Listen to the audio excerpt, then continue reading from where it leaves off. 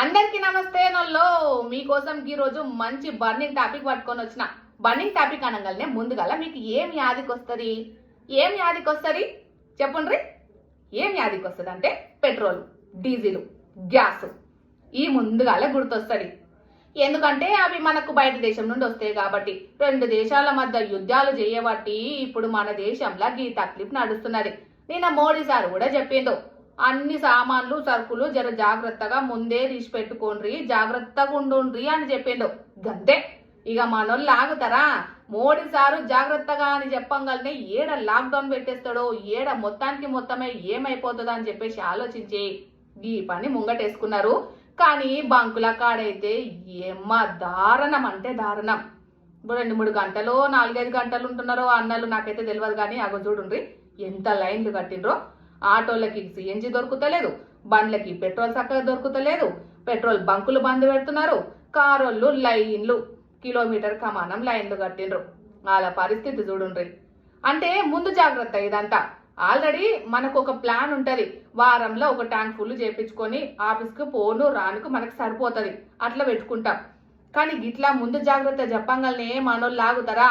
Tank ఫుల్లులే కాదు, పెద్ద పెద్ద డబ్బాలు, గిన్నెలు, కుక్కర్లు కూడా పట్టుకొని వస్తున్నారు. గంటలలో కూడా నింపుకొని పోతున్నారు. అందాలం పాడుగాను గట్ల కూడా పోతున్నారు. ఈ తక్లీఫ్లు ఉంటే ఎట్లుంటుంది చెప్పుంటే? ఇంకా పెట్రోల్ అయిపోకుండా ఉంటుందా? ఖచ్చితంగా అయిపోతుంది. అంటే వాళ్ళు ఒక ట్యాంకర్ని ఇన్ని రోజులకు అన్నట్టు తీసుకుంటారు, గుత్త పట్టుకుంటారు. దాన్ని బట్టి మనకి సప్లై చేస్తూ ఉంటారు. ఇక అంత ఒకటేసారి ఇట్లా నెత్తి మీద పడ్డట్టయితే ఒక్క రోజులో ట్యాంకర్ అయిపోతే పరిస్థితి ఎట్లుంటది? ఇగో గిట్ల రోడ్ల మీద నిలబడాల్సిన పరిస్థితి వస్తుంది.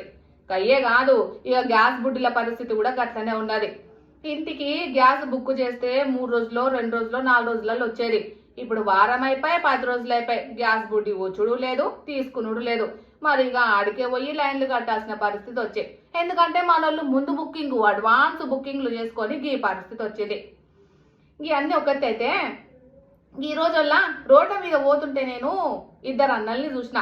ఒక అన్న బండ్ల పెట్రోల్ అయిపోయింది, ఇంకో అన్న పాపం మా అన్నకు సాయం చేయనికే కాలుతోటి నెట్టుకుంటూ పోతున్నాడు.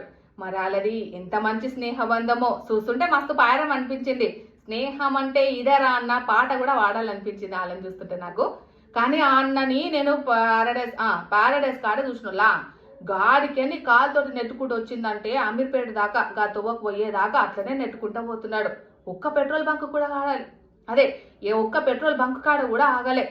తువ్వకు ఇంత కూడా అది కాకుండా ఆయన అంతలైనా ఇంకో బండి ఆయనకి సహాయం చేసుకుంటా కాలుతోటి నెట్టుకుంటా పోతున్నాడు.